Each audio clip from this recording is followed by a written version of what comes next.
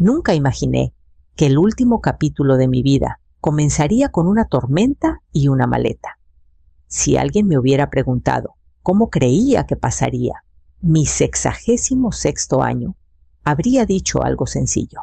Una habitación tranquila, tal vez un jardín, para cuidar mañanas, observando cómo la luz se deslizaba por las paredes. No esto, no el frío, calándome los huesos mientras estaba sentada en mi coche con los limpiaparabrisas chirriando contra el parabrisas. La casa a mis espaldas seguía iluminada como si nada hubiera pasado. El farol del porche de Alejandra brillaba cálido y constante, el mismo porche donde le amarré los cordones y besé sus rodillas raspadas. El lugar donde solía recargarse en mi hombro y preguntarme si me quedaría para siempre. Le prometí que sí. En aquel entonces creía que nada en este mundo podría hacerme romper mi palabra. Qué curioso es cómo la gente olvida el peso de una promesa cuando deja de convenirles. Tomé un sorbo del café ya frío desde hace horas y dejé que mi mirada vagara por la calle silenciosa. Todas esas casas alineadas en filas perfectas, todas esas familias resguardadas en su calor. Me pregunté si alguien podría escuchar el latido de mi corazón o si el único testigo de este momento era la lluvia. No se suponía que fuera así. Cuando murió Esteban, me dije que sería fuerte por Alejandra. No me aferraría a ella ni le pediría más de lo que podía dar. Sería la madre que ayuda la que hace las cosas más fáciles. Y por un tiempo pensé que lo estaba logrando. Pero en algún momento me convertí en algo más. Algo que había que manejar, tolerar empujar al borde del cuadro hasta que no quedó espacio para mí. Apoyé la frente en el volante y cerré los ojos solo por un instante. Pensé que si me quedaba lo suficientemente quieta, podría despertar en la vida que conocía donde el amor era incondicional y pertenecer no era algo que tenías que ganarte. El reloj del tablero parpadeó 2:17 de la madrugada. Sabía que no podía quedarme ahí para siempre. La mañana llegaría y con ella las primeras decisiones de lo que sería esta nueva vida. No fue un solo momento lo que me sacó de sus vidas. Fueron 1000 instantes pequeños silenciosos como el polvo que se acumula en un alféizar. Me decía a mí misma que lo estaba imaginando, que la forma en que Alejandra miraba más allá de mí durante la cena no era desdén, sino distracción, que los asentimientos apretados de Javier eran solo la costumbre de un hombre ocupado con el trabajo. Quería creer que seguíamos siendo una familia, aunque su forma hubiera cambiado. La primera vez que noté algo diferente fue la noche del cumpleaños de Alejandra. Ella había preparado la mesa con sus mejores platos y pulido la plata hasta que brillaba. 6 sillas rodeaban la mesa, pero cuando entré con el tazón de papas, no había lugar para mí. «Oh», dijo parpadeando, como si apenas se diera cuenta. «Mamá, ¿puedes sentarte en la mesita con los niños? No hay suficiente espacio». Le dije que no importaba, que no me molestaba, pero algo en mí se dobló sobre sí mismo. Más tarde, esa noche cuando regresé de sacar la basura, los escuché reír. La voz de Javier grave y confiada. La risa de Alejandra brillante y despreocupada. Me quedé en la penumbra del porche, escuchando, preguntándome cuándo dejé de ser invitada al calor de sus bromas. Después de eso, fue más fácil para ellos olvidarme. Fiestas donde me decían que sería más sencillo si me quedaba en casa. Domingos por la mañana, cuando despertaba temprano para hacer hotcakes, solo para encontrar que ya habían comido y se habían ido sin decir palabra. Me repetía que estaba exagerando, que si tan solo fuera lo suficientemente útil, lo suficientemente callada, recordarían cómo solían ser las cosas. Así que doblé las toallas como a Alejandra le gustaba. Llené la despensa, mantuve los pisos limpios. Y cuando mi espalda empezó a doler y mis manos se volvieron rígidas, me dije que valía la pena para seguir siendo necesaria. Pero aún así, en el fondo, sabía que las cosas estaban cambiando de maneras que no podía arreglar. Solo no sabía qué tan cerca estaba del día en que finalmente lo dirían en voz alta. No creo que alguna vez olvide cómo olía el aire esa noche punzante por la lluvia y algo agrio que no podía nombrar. Acababa de terminar mi turno de voluntaria en la tienda de segunda mano, con las rodillas doliéndome por estar agachada todo el día sobre cajas de donaciones. Recuerdo haber pensado lo bien que se sentiría tomar un baño caliente, sentarme en mi pequeña habitación con la lámpara encendida y fingir que aún pertenecía. Pero cuando doblé hacia la entrada de la casa, lo supe antes de abrir la puerta del coche. El farol del porche estaba encendido lo suficientemente brillante como para iluminar la maleta apoyada contra el barandal. 3 bolsas de basura descansaban a su lado, su plástico negro reluciente por la lluvia. Por un segundo me quedé ahí, aferrándome al volante. Me dije que tenía que haber otra explicación. Tal vez estaban limpiando el garaje. Tal vez era un error. Pero cuando salí bajo la llovizna, vi mi letra en las etiquetas de cinta adhesiva C. Vargas, ropa de invierno, fotosábanas. Mi vida ordenada y empaquetada como si nunca hubiera significado nada. Alejandra abrió la puerta antes de que tocara. Su expresión era la misma que usaba cuando los niños ensuciaban la sala con lodo, una especie de exasperación cortés. Mamá dijo, cruzando las manos sobre el estómago: «Lo siento. Hemos hablado de esto y simplemente no podemos seguir así». Miré más allá de ella, hacia la cocina. Javier estaba de pie junto al mostrador, sosteniendo un vaso de agua sin mirarme a los ojos. Parecía que había estado esperando este momento. «Ya no estás contribuyendo como antes», continuó su voz volviéndose fina en los bordes. «No es justo para los niños que sigamos manteniéndote, manteniéndome». Como si todos esos años que sostuve a Alejandra durante sus fiebres, como si los 50,000 pesos que les di para el enganche de la casa, como si las comidas, la lavandería y el cuidado de los niños no fueran más que un favor temporal del que se habían cansado. Esperé a que dijera algo más, alguna palabra final que suavizara el golpe, pero solo se hizo a un lado y señaló las bolsas con un gesto. Tomé la maleta y sentí que algo en mí se volvía frío y silencioso. La cargué por los escalones bajo la lluvia sin mirar atrás, porque si lo hacía, sabía que mis piernas podrían negarse a llevarme lejos, y no podía quedarme donde no me querían.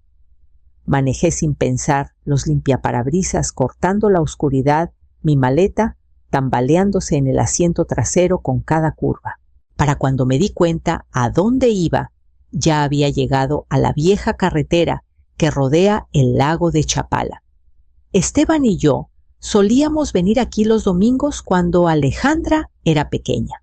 Estacionábamos junto al agua y la dejábamos correr por la orilla con los brazos abiertos, RS abiertos, como si pudiera atrapar todo el cielo. Estacioné cerca del mismo lugar y apagué el motor. El silencio se asentó sobre mí, pesado y definitivo. Saqué de la guantera una carpeta manila que había llevado conmigo durante años. Adentro estaban los pedazos de una vida que creía inquebrantable, el título de la cabaña junto al lago, todavía parcialmente a mi nombre, porque Esteban nunca presentó los últimos documentos. Una foto de nosotros en el porche, el día que la compramos, con sonrisas amplias y seguras, y una nota que él había guardado en la carpeta escrita con su letra cursiva: «Si la vida alguna vez se vuelve fría, este es tu camino a casa». Pasé el dedo por las letras recordando la noche en que me la dio, en Nociesano. No le creí cuando dijo que podría necesitar un lugar aparte. Pensé que el amor siempre sería suficiente para mantenernos cerca, sin importar cuántos años pasaran. Dejé los papeles a un lado y cerré los ojos dejando que los recuerdos vinieran. El día en que Alejandra se graduó, y aplaudí hasta que me dolieron las palmas. La noche en que me llamó llorando porque Javier perdió su trabajo y prometí ayudar hasta que se recuperara. Cada vez que la puse primero creyendo que sería recompensado con algo más duradero que la gratitud. Me había dicho que sacrificarme era lo que hacían las buenas madres, que si seguía dando eventualmente sería suficiente. Pero sentada ahí, con la lluvia golpeando el tejado, supe la verdad. Algunas deudas nunca están destinadas a ser pagadas, y algunos amores nunca son suficientes para hacerte importar a personas que ya decidieron que no lo haces. Pasé esa primera noche estacionada junto al lago, mirando la cabaña al otro lado del agua, donde las luces de alguien más brillaban firmes y cálidas. Me pregunté si sabían lo afortunados que eran de tener un lugar que aún sentían suyo. Cuando amaneció, manejé al pueblo y estacioné detrás de la iglesia metodista. Cerré los ojos e intenté descansar, pero cada vez que empezaba a quedarme dormida, veía el rostro de Alejandra en la puerta, con esa mirada ensayada de lástima. Para el segundo día ya tenía una rutina. Baños en la gasolinera para lavarme rápido, una taza de café rancio para calentar mis manos. Un rincón tranquilo en la biblioteca donde nadie hacía preguntas. Por las noches manejaba al mismo lote vacío, detrás del supermercado viejo, y estacionaba donde nadie me notaría. Me envolvía en una colcha y cerraba los ojos, intentando no pensar en la cama que dejé atrás. La cama que compré para Alejandra cuando tenía 13 años, cuando me suplicó una habitación propia. Cómo me agarró del brazo y dijo: «Siempre cuidas de mí, mamá». Me pregunté si recordaba haberlo dicho, o si se había desvanecido como suelen hacerlo las promesas de los niños. Para la 10ª noche, mi cuerpo dolía en lugares que no podía ignorar. Las rodillas me palpitaban al moverme la espalda rígida e inflexible. Pero peor que cualquier dolor era el silencio. Sin llamadas, sin mensajes. Supe entonces que nadie vendría a buscarme. Nadie siquiera estaba mirando. La 11ª mañana, desperté con escarcha, cubriendo las esquinas del parabrisas. Me quedé ahí temblando bajo mi colcha, mirando el vaho de mi aliento como una pregunta que no podía responder. Sabía que no podía pasar otra noche así. Manejé al pueblo y estacioné junto a la biblioteca. El calentador del coche apenas funcionaba y mis manos estaban entumecidas para cuando me registré en una computadora. Me dije que solo revisaría mi correo, tal vez buscaría una habitación para rentar, pero cuando abrí mi bandeja de entrada, lo vi un aviso del SAT. El estómago se me revolvió antes de hacer clic. Casi me convencí de que era un error, algo administrativo, que desaparecería si lo ignoraba. Pero cuando la página cargó las palabras, eran claras como el día. Alejandra y Javier habían declarado impuestos reclamándome como dependiente durante 2 años seguidos. Desplacé la pantalla, leyendo sobre los créditos y deducciones que habían recibido por mí. Decenas de miles de pesos. Dinero del que nunca mencionaron. Dinero que explicaba por qué habían sido tan cuidadosos de mantenerme en la casa justo el tiempo suficiente para que valiera la pena. Imprimí el documento y lo sostuve en mi regazo, intentando estabilizar mi respiración. Pensé en todas las veces que dudé de mí misma, que me dije que imaginaba la distancia, la frialdad, la forma en que los ojos de Alejandra se deslizaban más allá de mí. No estaba imaginando nada. Habían estado tomando de mí, incluso mientras me hacían sentir que les debía algo. Me quedé ahí hasta que la bibliotecaria me tocó el hombro y preguntó si necesitaba ayuda. Negué con la cabeza. No necesitaba ayuda. No de nadie en ese edificio.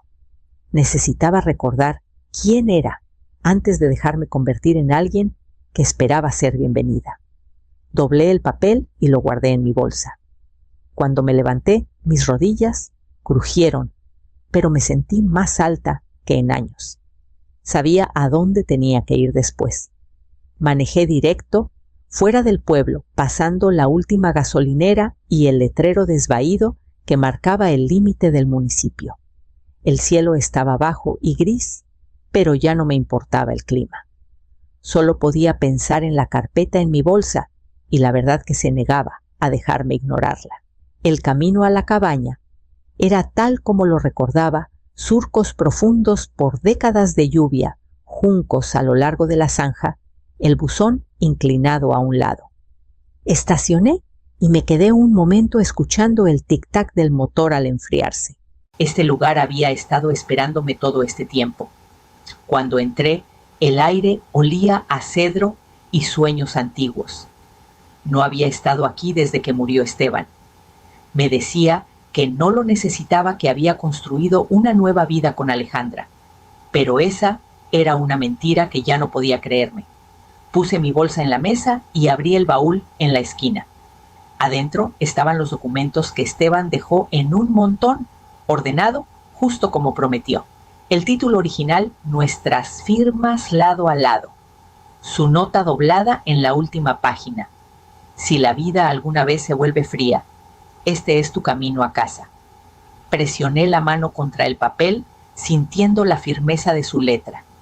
No había estado tan sola como pensé. Él había estado aquí, asegurándose de que tuviera algo que nadie pudiera quitarme. La mitad de esta propiedad seguía siendo mía. Y si Alejandra y Javier la habían usado para garantizar sus préstamos, eso significaba que habían construido su comodidad sobre algo que no les pertenecía del todo. Cerré el baúl y me senté sobre los talones. Lo que se asentó en mi pecho no era enojo, era claridad.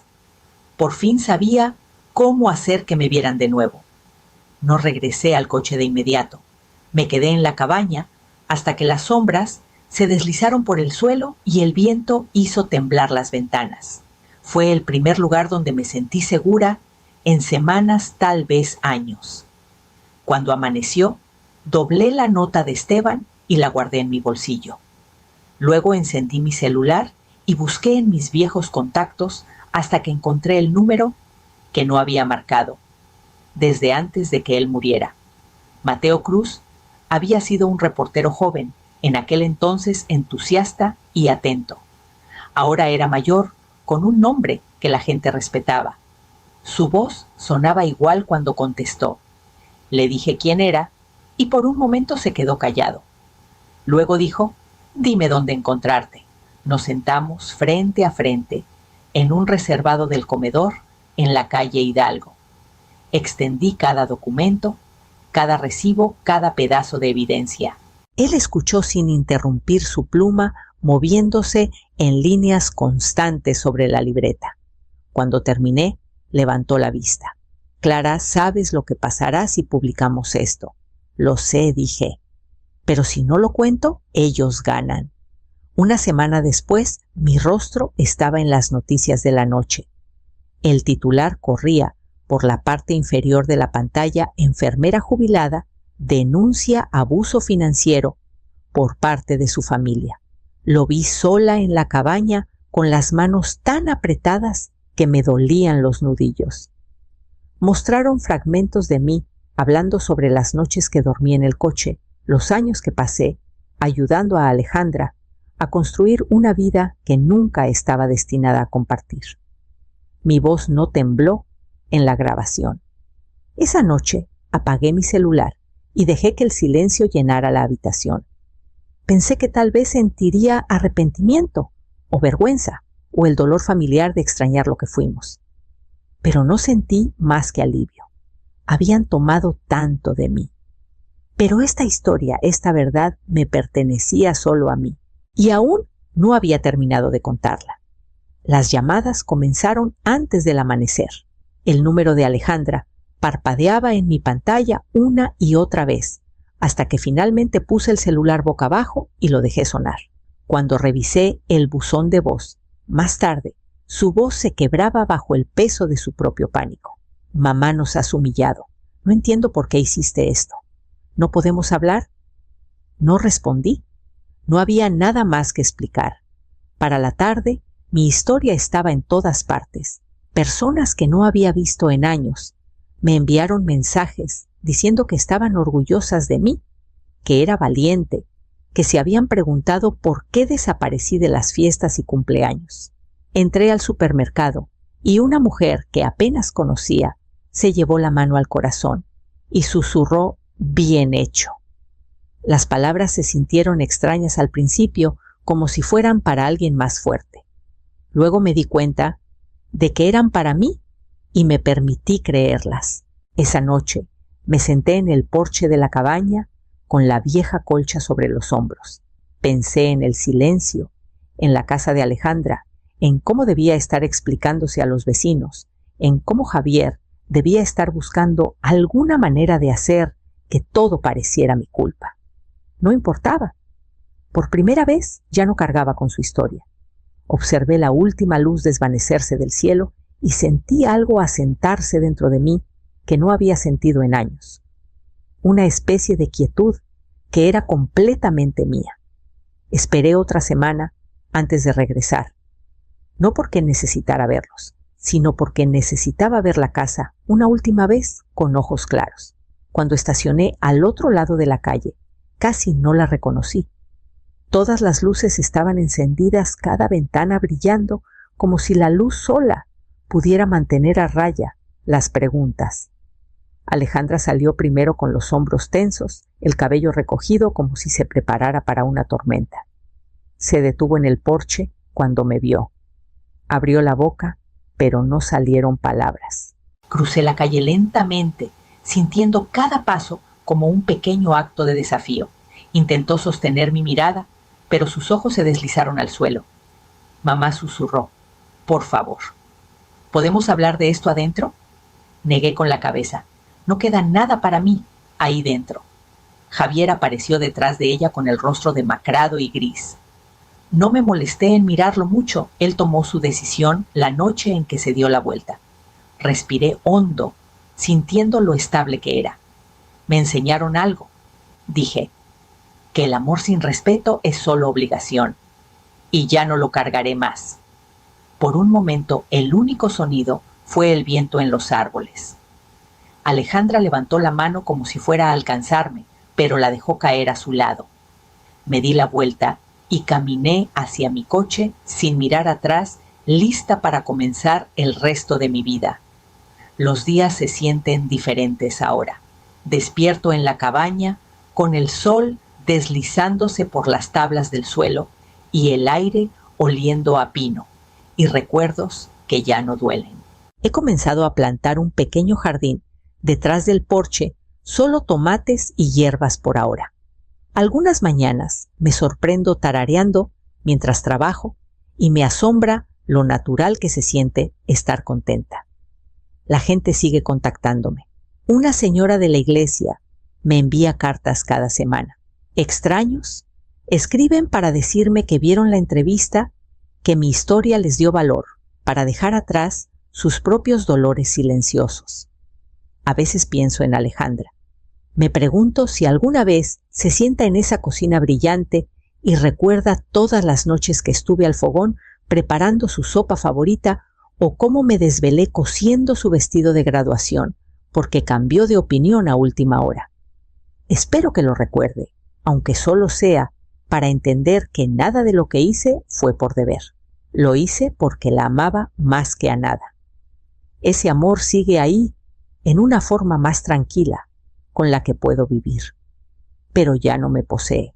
Cuando las tardes se vuelven frescas, me envuelvo en la vieja colcha de Esteban y me siento en el porche mirando cómo la luz se desvanece sobre el agua.